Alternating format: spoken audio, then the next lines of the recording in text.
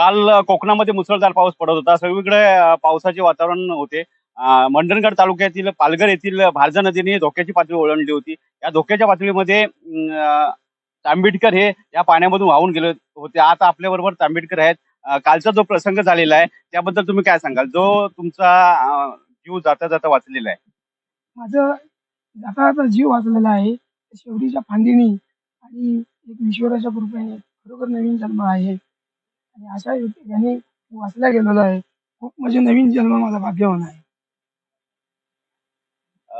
नशीब बलवंत असेल तर सर्व काय होतं त्या तसंच तुमच्याबद्दल घडलेलं आहे. एवढा पाण्याचा प्रवाह होता. या शौरीची फांदी शौरी ही मोडण्यासाठी एकदम हलकी असते आणि तीच फांदी तुमच्या हातामध्ये भेटली. पण शौरीने पण तुम्हाला साथ दिलेली आहे. तर शेवर ही तुटण्यासाठी एकदम हलकी असते. पण पाण्याचा एवढा प्रवाह होता की त्याच्यामधनं पण ती शेवर तुटली नाही. ती तुम्ही त्या शौरीला धरून ठेवलेला, त्या शौरीला धरून सुद्धा ती शेवर गेलेली नाही. त्या शौरीने मला एवढा आधार दिलाय की माझा नवीन जन्म तिने तयार केला आणि ईश्वराने आणखीन साथ केली. त्याच्यामुळे मी खूप खूप झाडांचा पण आणि ईश्वराचा आभारी आहे आणि माझ्या पूर्ण ग्रामस्थांचा पण आभारी आहे.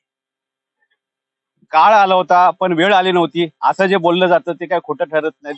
याचं जिवंत उदाहरण हा पालघर येथील एका ग्रामस्थांच्या मार्फत घडलेला आहे आणि त्यांनी काय वस्तुस्थिती आहे ती आपल्याला सर्व सांगितलेली आहे.